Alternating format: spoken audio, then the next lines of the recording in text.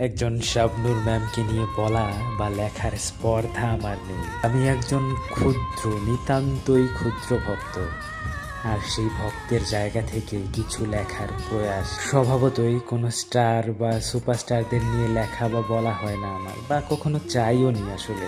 তবে একজন শাবনূর ম্যামকে নিয়ে আমি কিছু বলতে চাই, না হলে হয়তো জীবনের কোনো একটা ইচ্ছে অপূর্ণ থেকেই যাবে।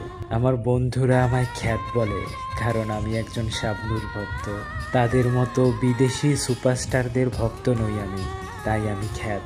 তবুও আমি একজন শাবনূর ভক্ত। আমি শাবনূর ম্যামের সিনেমার শুধু গান শুনেই আমি শাবনূর ম্যামের ভক্ত। যতদিনে আমি সিনেমা বুঝতে শুরু করলাম, ততদিনে তিনি প্রায় সিনেমা ছেড়ে দিচ্ছেন। তবুও আমি একজন শাবনূর ভক্ত।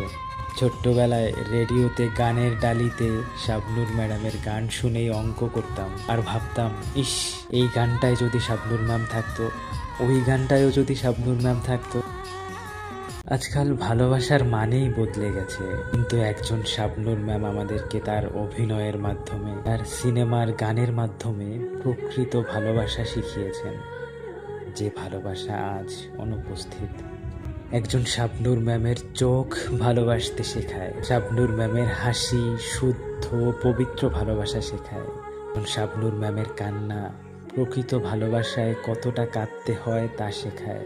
একজন শাবনূর ম্যামের পাগলির অভিনয় ভাবতে শেখায়, ইস, আমার জীবনেও যদি এমন একটা পাগলি থাকতো। একজন শাবনূর ম্যামের কণ্ঠ প্রেমে পড়তে বাধ্য করবেই। শাবনূর ম্যামের সিনেমার ব্যাকগ্রাউন্ড মিউজিক ভালোবাসতে শেখায়, চোখ দিয়ে অঝরে পানিও ঝরায়। সালমান শাহ স্যার স্মরণে শাবনূর ম্যামের কথাগুলো আজও কাঁদায়। মাটির তারকা সালমান শাহ আজ আকাশের তারকা হয়ে আকাশেই চলে গেল। এই গানের দৃশ্যে এই তো মনে হয় সেদিন, মনে হয় কিছুক্ষণ আগে আনন্দ অশ্রু ছবিতে অভিনয় করলাম নায়ক সালমানের সাথে। কিন্তু আনন্দ অশ্রু যখন পর্দায় মুক্তি পাবে, তখন আমাদের প্রিয় নায়ক সালমান পুণ্যভূমি সিলেটের মাটিতে, মাটির দেহ মাটিতেই মিশে যাবে। শুধু রয়ে যাবে আনন্দ অশ্রু ছবির পর্দায় তার অভিনয়। অকালে চলেই যদি যাবে, তবে কেন এই সালমান শাবনূর জুটি? ভক্তদের একা আমি কেমন করে বোঝাবো, আর কোনো দিন নতুন কোনো ছবিতে সালমান শাবনূরকে দেখা যাবে না। এক্সপ্রেশনকে দেখতে চাইলে আমার মনের অঙ্গনে সুখের ফাগুন এলো বুঝি। এই গানটির 5 থেকে 7 সেকেন্ড সময়ের মধ্যবর্তী যে এক্সপ্রেশনটুকু, সেটুকু দেখলেই বোঝা যায় তো বড় মাপের অভিনেত্রীতে নিয়ে। শাবনূর ম্যামের সিনেমায় যে সব গান রয়েছে, এত সুন্দর হৃদয় ছোঁয়া কথা সংবলিত গান এখন আর কেন জানি হয় না। কিন্তু এসব গান তোমাকে আমাকে ভালোবাসতে বাধ্য করবে, তাও শুদ্ধ পবিত্র ভালোবাসায়। কিছু গানের উল্লেখ না করলেই নয়।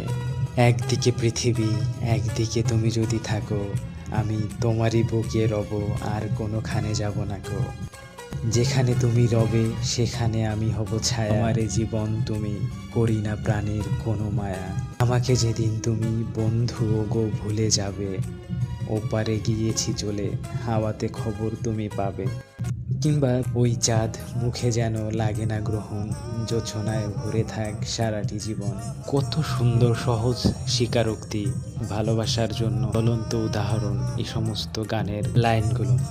কিংবা নারীর মন সিনেমার গানের মধ্যে রয়েছে, ঘুমিয়ে থাকো গো সজনী ফুলেরও বিছানায়, আকাশে রূপালি চাঁদ, চাঁদে ভরা জোছনা ঝরে পড়ুক তোমার গায়ে।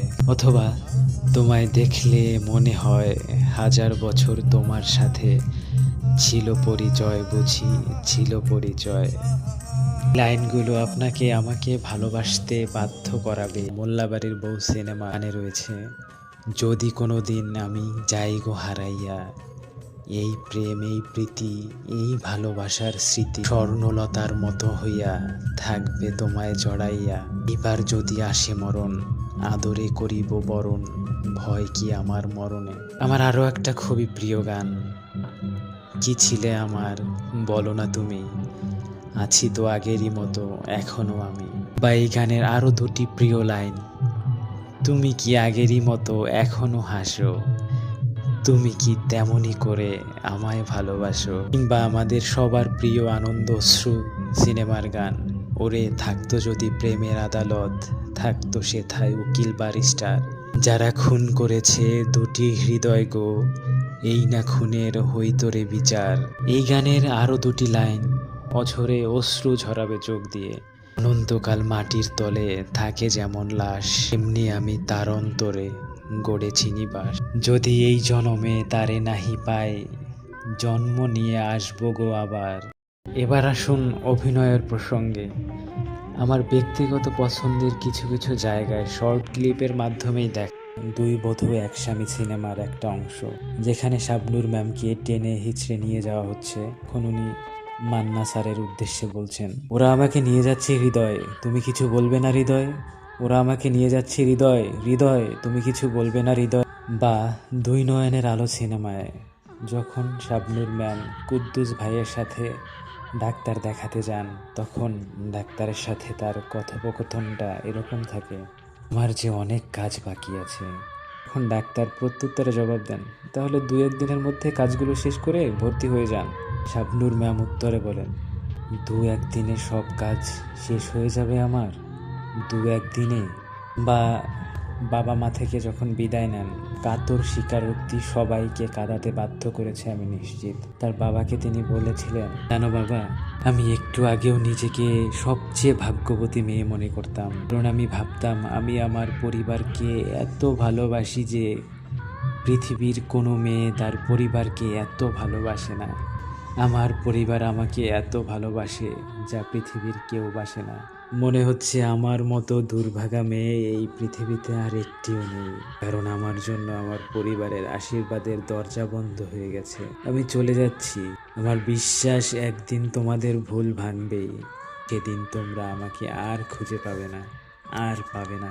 কিংবা আনন্দ অশ্রু সিনেমায় খান সাহেব বলেন, বলো মা তুমি কি চাও, কি চাও তুমি, আমি তাই দিব।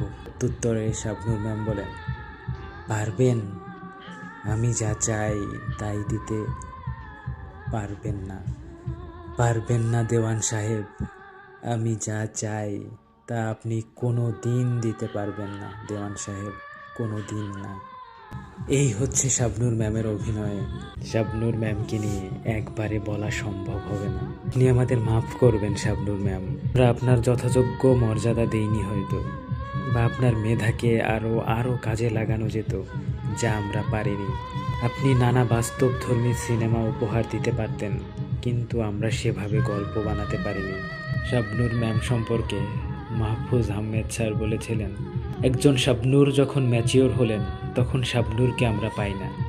শাবনূর যে কত বড় অভিনেত্রী। শাবনূর ম্যাম, আমি আপনার একজন ক্ষুদ্র ভক্ত, ভুল ত্রুটি ক্ষমা করবেন আর ভালো থাকবেন সবসময়।